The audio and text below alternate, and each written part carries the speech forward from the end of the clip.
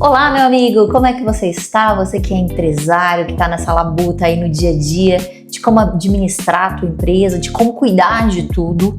Hoje estou aqui para falar sobre um tema tão importante para você, que é justamente como gerir e como administrar as pessoas que trabalham com você para evitar problemas trabalhistas. É isso mesmo. Hoje, por exemplo, estou fazendo a liquidação de uma sentença trabalhista de um cliente nosso que foi processado, cujo valor da causa era mais de 350 mil reais. E nós, através das estratégias, defesas e etc., fizemos que esse valor da causa sofresse uma economia de 90%. Ou seja, o nosso cliente foi condenado em apenas algo próximo de 30 mil reais. Aí você pode me dizer, doutora Bruna, mas isso ainda é muita coisa, 30 mil reais para minha empresa faz meu caixa sofrer, e eu concordo com você.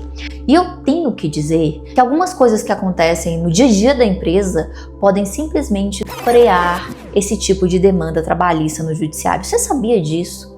É isso mesmo, gente. Eu sei que quando a gente está empresariando, quando a gente está cuidando dos nossos negócios, são tantas coisas para pensar que a parte do RH e da administração de gestão de pessoas dentro da nossa empresa fica como um patinho feio. A gente faz a folha, porque é a contabilidade que faz. A gente delega também para a contabilidade a leitura e processamento da nossa convenção coletiva de trabalho. A gente deixa de tomar determinados cuidados dentro da operação que são super importantes para evitar um processo trabalhista. Pergunto para você, por exemplo, como é que está o seu controle de ponto? Ele é eletrônico? Ele é físico? Como é que está o pagamento dos vales alimentação, vale transporte dentro da sua empresa? Você paga em dinheiro? Você paga no cartãozinho? Pequenas coisas, sabe? Que a gente fala assim, isso é bobagem, isso aqui não vai dar problema não. E aí quando você vê, chega o processo trabalhista. Por exemplo, você tem grupo de WhatsApp na sua empresa? Manda mensagem no grupo de WhatsApp depois do horário comercial?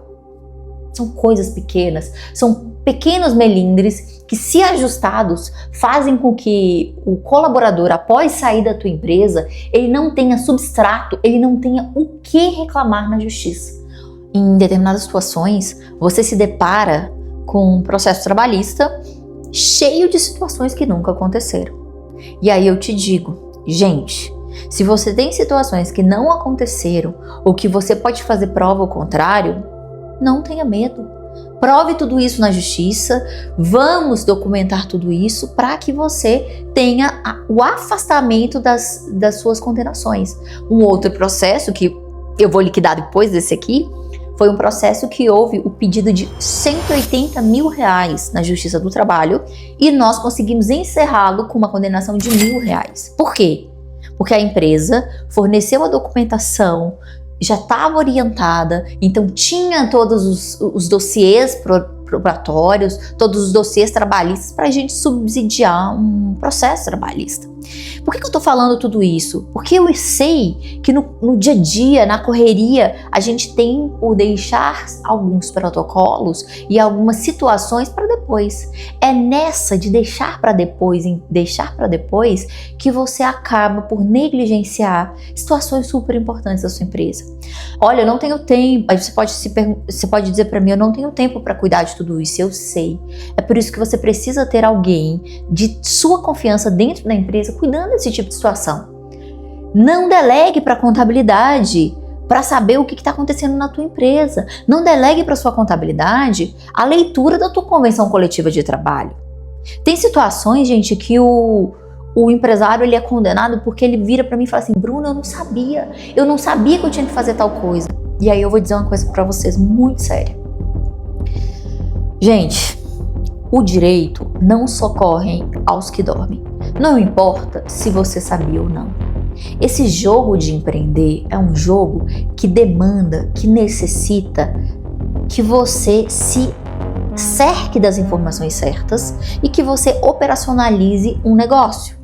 O que significa dizer que não importa se você sabia ou não. A lei vai ser aplicada do mesmo jeito. E chegar no judiciário e dizer para o magistrado, excelência, eu não sabia, não vai afastar de você a responsabilidade de determinada conduta, de determinada situação. É por isso que o empresário que realmente colhe frutos, e esses frutos são longevos, esses frutos são frutos que permanecem, são aqueles empresários que se cercam de conhecimento, se cercam de profissionais de áreas específicas que vão fazer o seu trabalho devidamente e que vai ter conhecimento para saber o que tem que ser feito, quando, como e onde. Pode chegar uma situação que esse empresário, sabendo o que precisa fazer, ele toma uma decisão de, olha, isso aqui eu vou correr o risco, eu não vou aplicar essa legislação aqui, eu não vou fazer valer essa determinação, consciente de que aquilo é um risco e consciente de que aquele risco pode ser administrado no futuro caso venha uma ação trabalhista. O que me dói muito é quando eu vejo empresários que vêm por um processo trabalhista, buscam o nosso escritório. Nós aqui atendemos empresas exclusivamente, então a nossa atuação é contra processos trabalhistas de reclamantes. Nós, em via de regra, somos sempre os reclamados e temos estratégias específicas para defesa de empresas em processos trabalhistas e também em outras áreas. Nós sempre estamos do lado do balcão das empresas, tá? Seja no tributário, seja no cível, seja na propriedade intelectual e etc. Então, feita essa consideração, o que em alguns casos me dói ver é um empresário que entra para empresariar, às vezes é um pequeno negócio que ele tá ali, começa como autônomo e vai desenvolvendo sua atividade, vai crescendo, que bom, ele é um ótimo empresário, mas que a escola não ensina a gente o que tem que acontecer, o que tem que fazer, quais são as leis que eu tenho que cumprir. Então o empresário, ele vai descobrir na medida que ele leva ferro, à medida que ele quebra a cabeça, que ele tropeça aqui, tropeça ali, aí ele percebe, ei, isso aqui é importante, nossa, eu preciso voltar o meu olhar para isso. É muito comum, por exemplo, empresas se adequar em determinadas situações depois que eles sofreram uma fiscalização, depois que eles sofreram um processo trabalhista. Ou seja, eles gastaram porque eles não estavam adequados e a partir de então, eles tomam conhecimento daquela situação e mudam para outro cenário.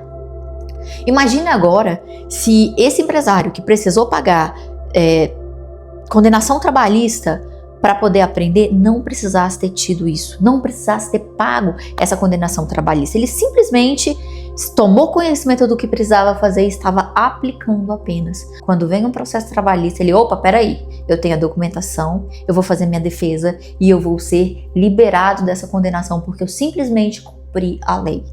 Agora, quem no Brasil consegue levantar o dedo e dizer, eu sei de todas as leis? Gente, as leis mudam o tempo todo. Então é natural a gente ficar meio perdido em alguns momentos na aplicação da norma, né? Principalmente no direito do trabalho. Por isso, o que eu acho de suma importância para qualquer empreendedor, para qualquer empresário, é não se cobrar ao seu extremo para saber de tudo, porque ninguém nunca vai saber de tudo. Mas certamente você precisa se associar a bons profissionais que vão te orientar, porque cada área tem suas peculiaridades. Se você se cerca de bons conselheiros, você concorda comigo que você vai ter muito sucesso? Você vai reduzir muito seu risco? O papo de hoje, na verdade, é sobre a seguinte pergunta: você toma conhecimento das leis e normas que você tem que cumprir depois que você leva um pau na justiça? Ou você, sabendo daquela norma, você toma a decisão a partir de uma análise de risco de que essa norma vale a pena flexibilizar porque está dentro da minha matriz de risco? Por exemplo, uma pessoa que tem que pagar VA, obrigatório pela legislação, pela CCT, tem que pagar VA, e eu vou lá e não pago porque eu sei e ainda assim tomei a decisão, eu já sei o risco, tá mapeado para mim. Agora, poxa, eu não sabia que eu tinha que pagar.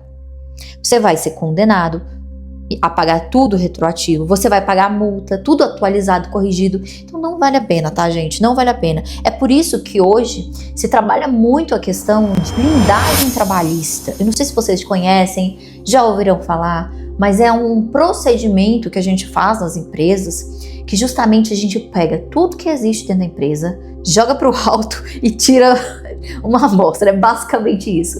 A gente tira uma amostra de tudo que vocês fazem na empresa e a gente analisa a partir disso o que está de inconsistência dentro da tua folha de ponto, da tua folha de pagamento, dos seus normativos e fluxos internos, como é que está a comunicação corporativa, se ela está violando o direito ao desligamento do colaborador ou não, entre muitas outras coisas. Aqui no escritório nós temos vários clientes dessa pasta. Por quê, pessoal? Porque o cliente sai do seguinte pressuposto: olha, eu não tenho tempo para poder me calçar de todas as coisas que eu preciso analisar. E eu também não posso parar para me debruçar nisso, porque isso não é minha área. Não é isso que eu sei fazer. Eu sei ser empresário, eu sei abrir negócios, eu sei ter estratégia. Agora, saber o detalhe de uma norma trabalhista não é o meu forte. Por isso, eu trago uma blindagem trabalhista justamente para que organize minha casa, mantenha os fluxos alinhados para que eu possa, a partir dessa implementação, só dar continuidade. Isso faz você economizar tempo, economizar dinheiro, porque isso faz você economizar tempo, faz você economizar dinheiro, porque se vier uma demanda trabalhista, ora, você provavelmente vai ser condenado se você estiver errado. Mas se você está com tudo adequado dentro da tua empresa, pode até ser que aquela demanda trabalhista venha. Mas o que vai acontecer a partir disso? Você vai ter a documentação necessária para fazer as defesas específicas. Por exemplo, uma pessoa que vem pleiteando horas extras. Se você tem um banco de horas bem implementado, de acordo com a lei, de acordo com a CCT, ora, não se preocupe. Isso não vai prosperar. Esse pedido não vai prosperar. Se a pessoa vem pedindo para você, por exemplo, dano moral porque ela sofreu algum tipo de assédio, algum tipo de situação, e você tem tudo documentado dentro da sua empresa para fazer a contraprova, não se preocupe.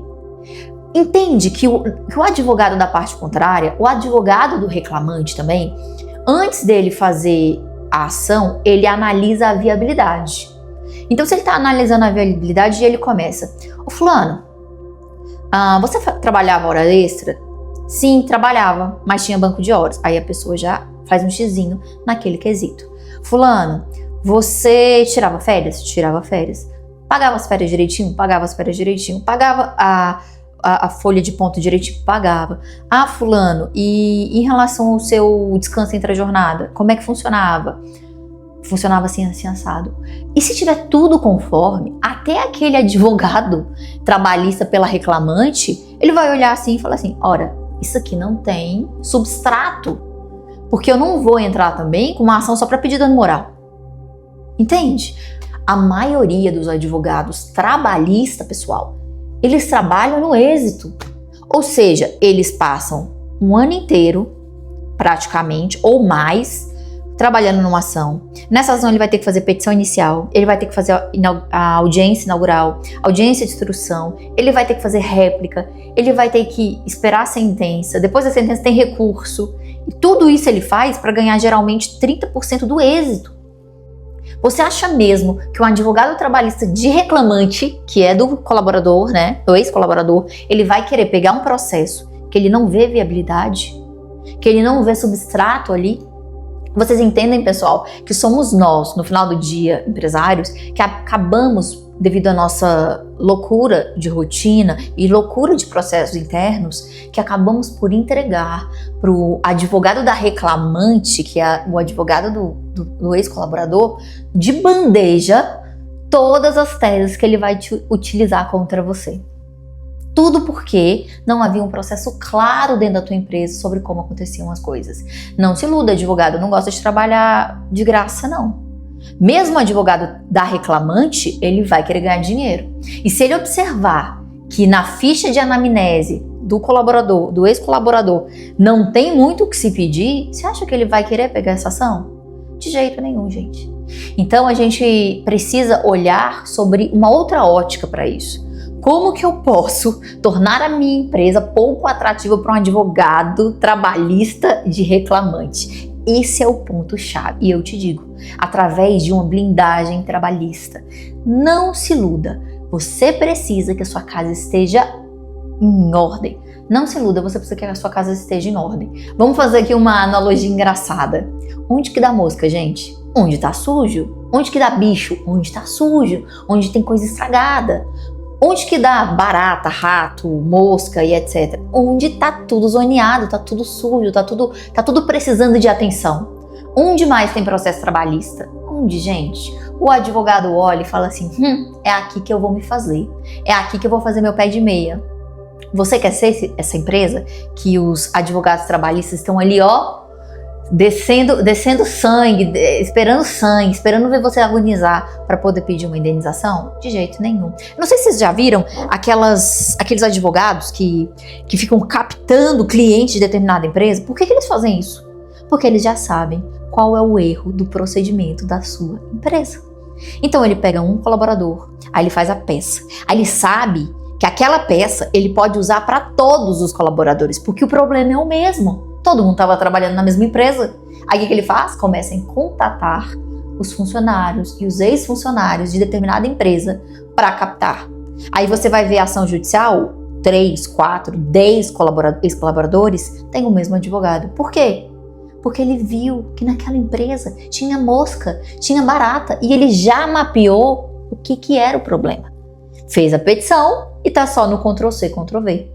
Você quer se tornar uma empresa pouco atraente para esse tipo de advogado, para esses advogados varejeiros que ficam aí na tua empresa? Gente, o caminho não é outro senão fazer uma boa organização trabalhista dentro da sua empresa, fazer uma blindagem trabalhista. Então, meu querido empresário, se você já passou por uma experiência ou dissabor de ter que ir numa audiência trabalhista, eu te digo, pegar aquele funcionário mentindo na tua frente, você ter vontade de voar na cara dele, porque ele tá mentindo, porque ele tá falando coisa que não aconteceu, porque ele tá cobrando coisa que você já pagou, você só foi desorganizado e não colocou lá na folha de pagamento, mas ele recebeu, e tá te cobrando. Se você já passou por isso, encarecidamente, repense, avalie ter uma blindagem trabalhista dentro da tua empresa.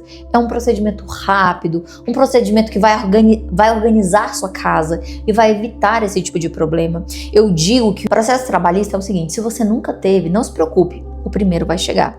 E você só vai saber que você é de fato um empresário quando você tiver o seu primeiro processo trabalhista.